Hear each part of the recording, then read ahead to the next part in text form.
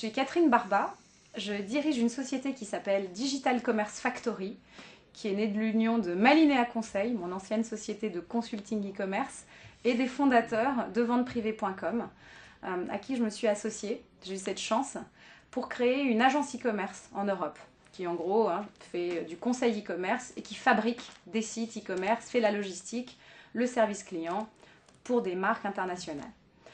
Alors moi je suis une femme dans le numérique.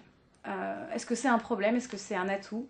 Moi, ça fait 16 ans que je travaille sur ce secteur. J'ai jamais considéré que c'était une difficulté d'être une femme. Et je crois qu'à cet égard, c'est une chance pour une femme de travailler dans le numérique. Moi, je crois aussi, comme vous, que j'imagine que le courage, la lucidité, le talent, ça n'a pas de sexe. Et être entrepreneur, c'est dur, quel que soit, on est un homme ou une femme. Simplement, je me dis, alors c'est peut-être un hasard, je suis souvent entourée de femmes à des postes de direction chez moi.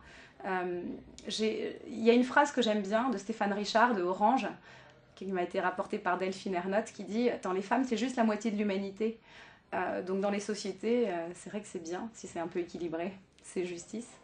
Mais dans les nouvelles technologies, c'est plutôt une chance. Il faut oser, il faut y aller.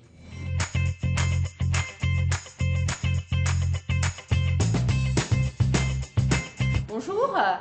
Lors d'un congrès, Michel Serres avait mis l'accent sur le fait que nous soyons dans une logique du « ou » au détriment d'une logique du « et ».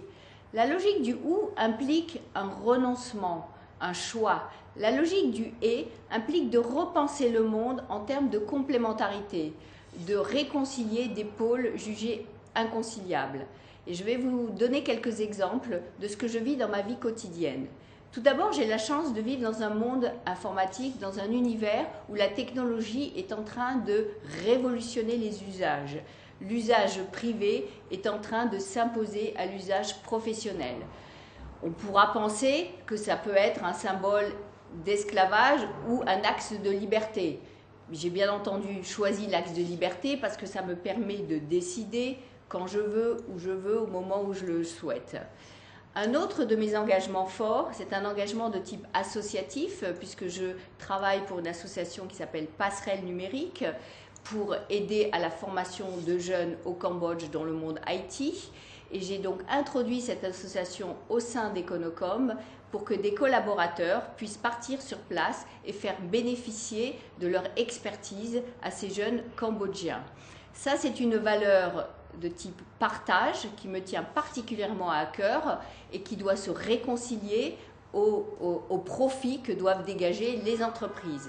Cette valeur, j'en parle souvent avec ma fille, parce que c'est une valeur que je souhaite lui transmettre, comme la valeur d'ouverture sur le monde, de la valeur de la joie de vivre, qui est une chose importante pour moi. Et un tout dernier point autour de la joie de vivre, je pense que pour les hommes, il faut qu'ils pensent les femmes également en termes de complémentarité, ce serait beaucoup plus joyeux, et vice-versa.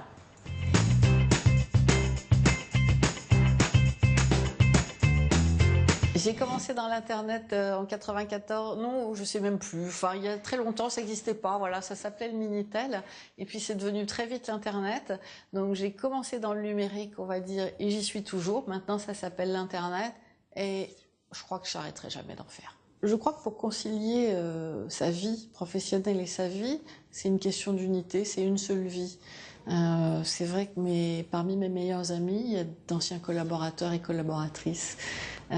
C'est vrai que j'ai aussi la chance d'avoir un compagnon qui travaille beaucoup.